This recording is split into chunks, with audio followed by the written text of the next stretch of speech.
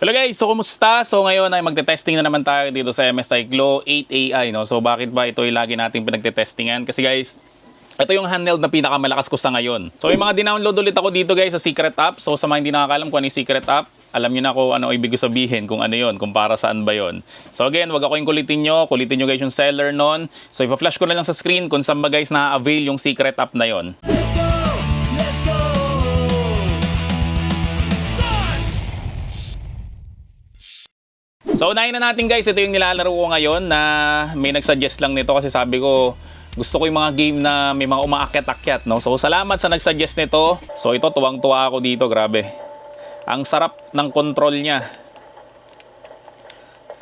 Yan, so nandito na ako sa part na to, yung tapos na sila dun sa parang may dinekwat sila. Yan. So itong Uncharted guys ay pakita ko muna sa inyo yung settings. So sa display tayo, yan 1920 by 1200. Nagtataka ako dito, no. Intel kasi to pero meron ditong AMD FSR2. So effective naman siya. Nilagay ko siya sa performance mode. Yan. Tapos sa ating advanced graphics, so naka medium settings tayo. Pag naka-high kasi hindi na siya ganun kaganda Huwag na natin i-AI, no. So naka-manual yan, nakasagad. Okay, so pag ganito guys, ang nakukuha ko na frames ay 50 to 60 FPS. Minsan sumusobra pa siya ng 60 FPS. 70, 66. Minsan kasi sa una mabagal to Pero habang umiinit siya guys, lalo siyang lumalakas. Okay, so napakaganda nitong game na to kasi meron tong movie, si Tom Holland yung bida. Yan, so ito guys yung Uncharted again. What about this? Ganyan guys yung nakuha natin na frame. So ito guys, na-request sa atin World War Z. So subukan natin kung ilang FPS siyang kakayanin niya. So ito is online multiplayer siya, no. So walang ganon sa secret app. So pwede lang yung mag-sync is yung achievement mo. And syempre yung mga save games mo. Pero yung mga game, syempre hindi yan mag-sync. Grabe naman kung lahat na lang, no. So ito guys, pakita ko muna sa inyo yung settings natin. 1680 by 1050. Naka-detail siya is medium. Pero yung iba naka-high. Ayan, no. So balik tayo sa game. So nakuha natin 43 frames. Minsan umaabot ng 50.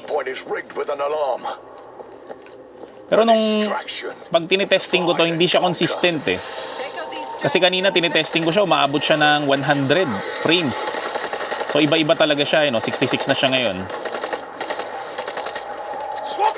Ganda na ito Parang Left 4 Dead rin na mas maganda lang yung itsura niya.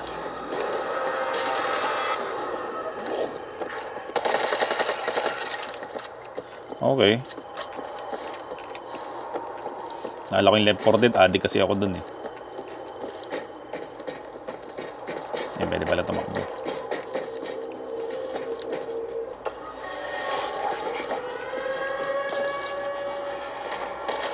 Alpha, you woke him up. Get ready.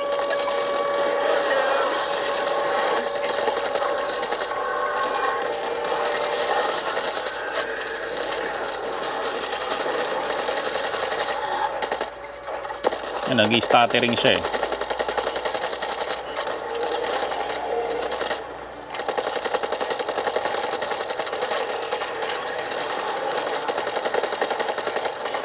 Reload!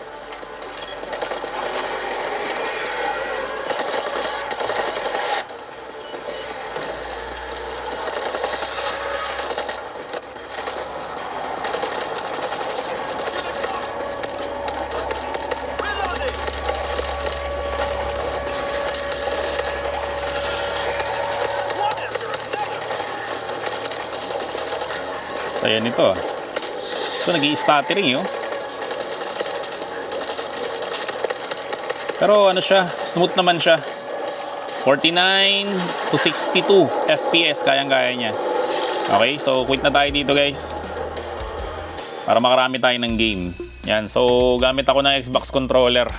Kasi nagre-reflect yung mukha ko dun sa sa screen So ilalagay ko siya guys sa high setting.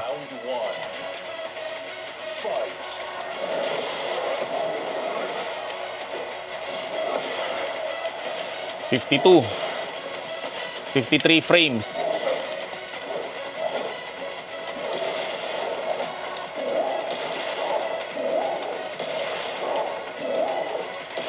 Oops. Okay. Baka sabihin niya, chamba yun Ito.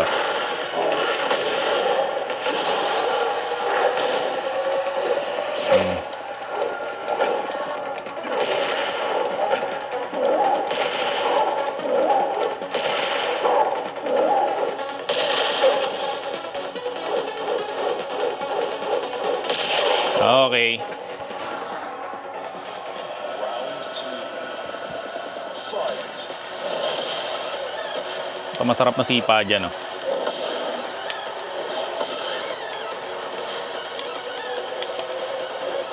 Mali.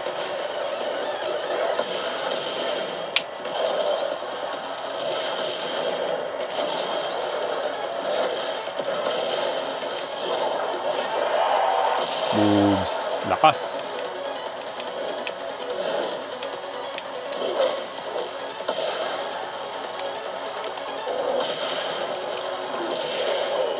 KO. Okay, so yan, nakita nyo, Tekken 52 to 60 frames per second. Okay, no? So highly playable talaga ng Tekken na to sa high settings.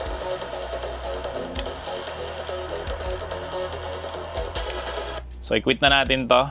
To Silent Hill F. Yan, for the sake ng mga hindi nakapanood nung demo natin nung nakaraan. Ito, latest na game pero available na siya kaagad sa secret app. Minsan ay gumana ng Xbox na controller. Dito na nga lang tayo. So options muna tayo. Graphics natin. Yan, 1920 by 1200. Tapos yung presets natin, custom. Screen percentage, 50%. Tapos naka-medium settings tayo. Okay, yung view distance, naka-high, TSR, performance. Okay, so yan yung settings natin, guys. So continue na lang natin to. Okay, so kapag ganyan yung settings natin, guys, ayan yung nakukuha natin na frames. 50 frames, 45. Skip ko na nga to. Ulitin ko na lang tong game na to.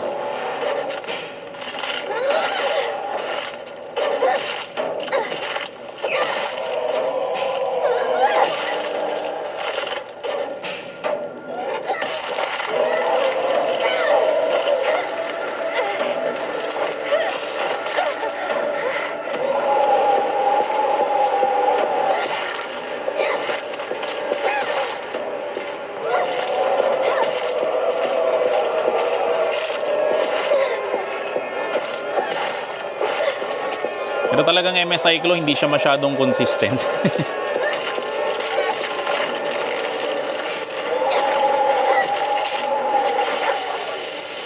Yun, na dead. Hindi siya ganun consistent. Kasi nung nakaraan, ang ganda ng ano nito eh. Ang ganda ng frame rates nito eh.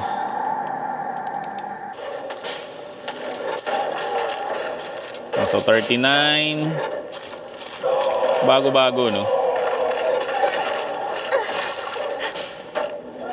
41.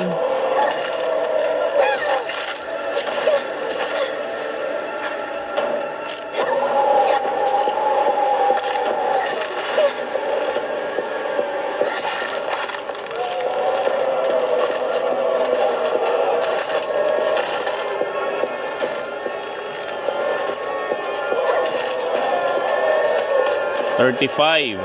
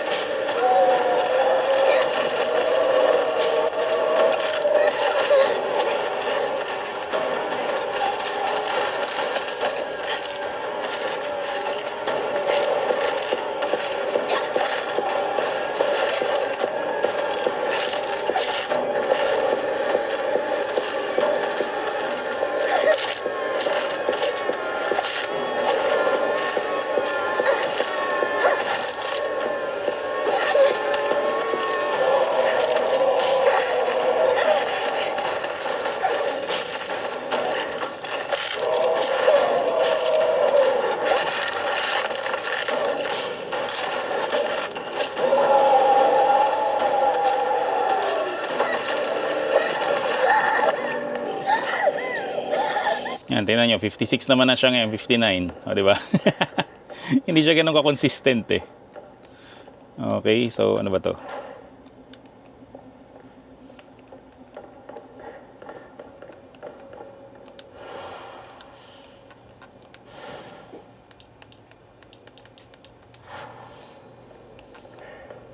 Yan, so ganyan guys yung nakukuha niya na frames. Hindi ganun ka-consistent pero at least nakita nyo. To, Plague Tale. Ito, natapos ko na to. Pakita ko rin sa inyo. Baka may mga gustong maglaro. Sobrang ganda ng game na to guys. Highly recommended to. Kung mahilig kayo sa horror, saka grabe yung soundtrack nito eh, no? Sa una pa lang, oh. Hilig nyo na yun. Asobo Studio. Natapos ko na to yung part 1 saka part 2. Laruin nyo to guys. Di kayo magsisisi. Ayun, oh, natapos ko na, di ba? So settings nga muna natin, graphics 1920 by 1200. Graphic presets natin, lagay nga natin sa ultra. Okay, so back natin, back. Yung isa nito natapos ko sa PlayStation yata. O tama, sa PlayStation, tapos ito naman natapos ko dun sa Steam Deck. Yes, that's all Lucas asked for. Is Mommy going to get better with this? She will be alright, Hugo. Mommy is tough, isn't she? Just Kalimutan like ko you. na. That's right. I can't wait for us to find a new castle. Well, So guys, so ultra settings to, you've got the taste 50 of a king frames. now. We'll see what we can do. Yan na, ending We na have to to eh. leave the region first. Grabe, ganda oh. So, were you able to go home? Yes, the nest is still there, but it's empty. Oh, Amicia, look! The rats are gone You for want to good. try your hand at shooting? They are. Not me. My sister's Ending really na to good. eh. Ito na yung katapusan na yun. No? Right, Amicia? 67, 71, 73 frames. Alright, let's have a go. Naka-ultra settings to ah. Good. Dati hindi ko to na-ultra settings eh. 6 stones, 6 Lakas na ito, possible ah. shots. Try and shoot as many targets as possible. Ready? Go on, Amicia. Yan o, ito lang yung weapon niya. Tirador. Yes. Nice, ganda. Dati hindi ko to na max settings. Dati sa Steam Deck ko pa to binili. Kalimutan ko na eh. Pero ito ultra. Kayang-kaya yun, 63 frames. Very nice. Parang trip ko tuloy ito ulitin. Saan pa isa? Manok. Pala pwedeng manok. Hey, you know how to do it. You want an apple. And all due respect. Yes, Amicia, well done. So nice, ito. A Plague Tale, kayang-kaya, ultra settings. Okay, so quit na tayo dito. So subukan ko nga ito. Ito, marami nagre-request nito, Dota 2 eh. Actually guys, di ako naglalaro nito. Kahit yung Dota 1, di ko yan nilaro. Pero dahil ni-request nyo, subukan natin. So gamit lang ako ng mouse. Nung college ako, grabe, sobrang hype nitong Dota. Pero hindi ako nakakalaro nun kasi yung pera ko is pangkain lang. Yung iba hindi na kumakain para makapaglaro eh. Ako hindi pwede. Gusto kong kumain kaysa gastusin doon, di ba? Syempre kailangan ko ng sustansya ng utak ko eh. Saka dati mas masaya maglaro eh, no? Sa computer kasi magkakatabi kayo. Di ba? Sabi ko nga sa inyo, may computer shop ako dati. Kaya enjoy na enjoy mga bata. Ngayon lahat online na eh. Okay, pili tayo ng hero. Ito, para malakas to. Parang malakas to eh, no? First time ko lang tong in-open eh. Lock in axe. Got it. Okay, then ano ba to? Skip ahead na. A cut above the rest. Rest is for the dead. Ang nilalaro ko kasi dati na ganito ay parang StarCraft To the enemy. saka Battle Realms. Pero yung may hero na ganito, yung isa lang yung kinokontrol mo. Hindi ako nakapaglaro nito eh. Kahit yung Mobile Legends, hindi ako naglalaro nun. Command and Conquer General yan. Tingnan niya natin muna pala sa graphic. Yan, so nilagay ko siya sa best looking. Taas! Good day to fight. Ano ba to? Unang-una ko nalaro na ganito yung Brood War. Killing. Grabe yung Brood War dati sa paningin ko. Elibs na elibs ako, malilit na tao na ako control. And axes. So yan guys, sa mga nagtatanong, okay, yan, labanan. Okay, good. Axe, axe. 95 frames. Yan o, kayang-kaya niya. Wala, panis na panis lang tong Dota 2.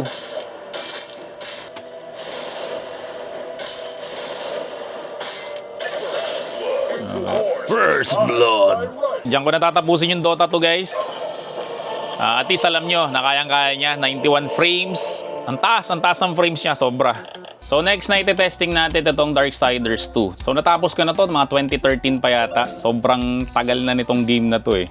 Darksiders 1, Darksiders 2, Darksiders 3, natapos ko na yung Genesis, di ko pa natapos. Tapos may lalabas raw na Darksiders 4. So hindi sana tayo maghintay ng matagal. So ito guys, binili ko to sa Steam. So tinesting ko muna siya sa secret app nung gumagana. Syempre, isa sa mga paborito kong game of all time. Kaya binili ko siya. Kasi naka-sale to eh, 150 pesos na lang yata to. Tapos yung Darksiders 1, yung War Master Edition, 99 pesos na lang. So again, Xbox yung ginagamit kong controller. So video resolution natin, so 1920 by 1200, yung shadow quality, anti-aliasing, no? So naka-high siya lahat. Okay, so resume natin. Wala to. Sa Steam Deck to, medyo ano pagka hindi siya naka-medium settings. Ito wala 140 frames. Kahit ilang frames pa yan.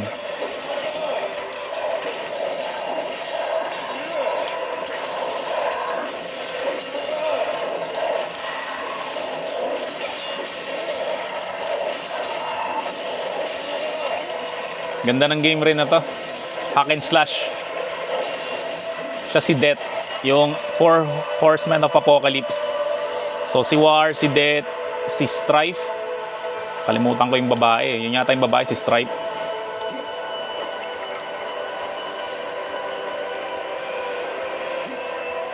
Yung Genesis kasi kakaiba yung itsura niya. Hindi na siya 3D platformer eh. Para na siyang Diablo.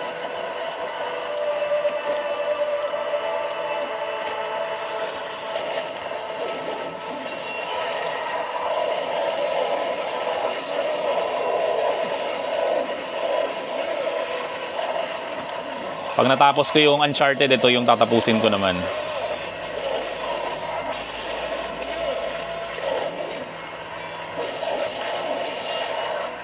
Kahit na ano mo lang to endurance mode mo lang no? So mababang settings, kahit endurance mode lang to, kayang-kaya to. Sobrang OA na nga ng frame rates 215 frames. 120 frames lang to So big sabihin, walang-wala to. So guys, next naman natin, dito tayo sa Xbox naman. Yan, so testingin natin to, itong Marvel vs. Capcom Infinite. So 1920 by 1080p. Tapos graphics quality natin, i-high natin siya. Okay, so sagad yan. Hindi to masyadong kumita kasi mga mutant inalis dito. Pansin nyo, wala si Wolverine. Di ba si Wolverine niya ang isa sa mga nagpasikat ng Marvel vs. Capcom. Tapos tinanggal nila. Grabe Kasi gusto kasi nila dito, ma-promote yung Marvel na movie. Kaya walang mutant dito. Sila Cyclops, wala.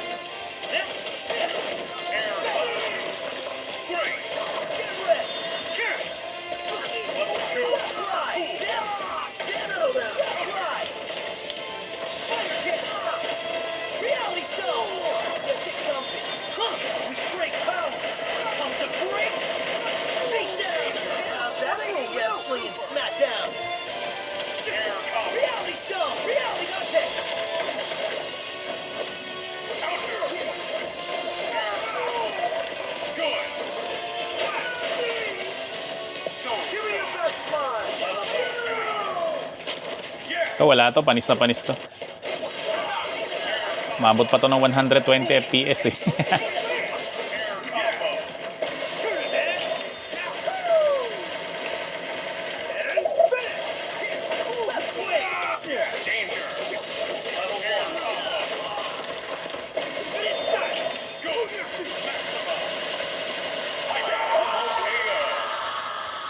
Okay, so guys, yan muna yung testing natin ulit. So kung may mga gusto pa kayong i-testing dito sa MSI Claw 8 AI, i-comment down below nyo lang.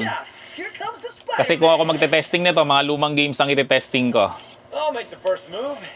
So salamat ulit sa mga nag-request. And syempre kung nagustuhan mo naman tong video na to, huwag mo naman kakalimutan mag-subscribe dito sa channel ko. I-like mo na rin tong video na to at i-turn on mo na rin yung notification bell para lang ka-updated sa mga vlog ko about sa mga gadget. So yun lang. Maraming salamat ulit sa inyong lahat.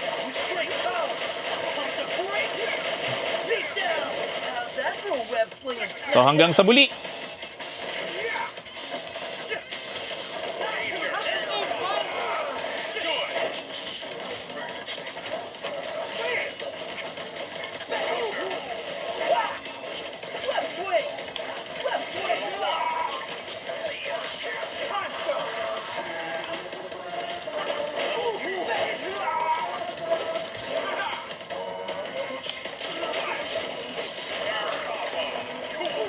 Time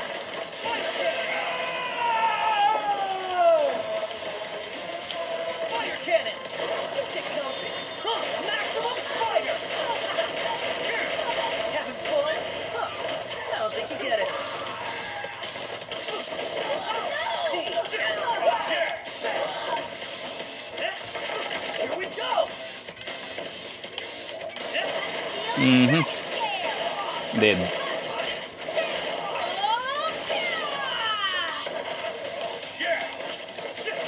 You alright, buddy?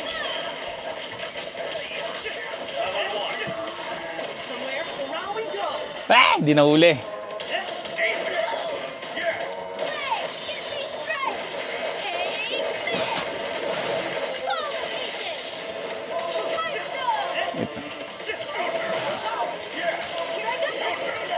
Hindi talaga hirap talaga makahuli yung ano na yon.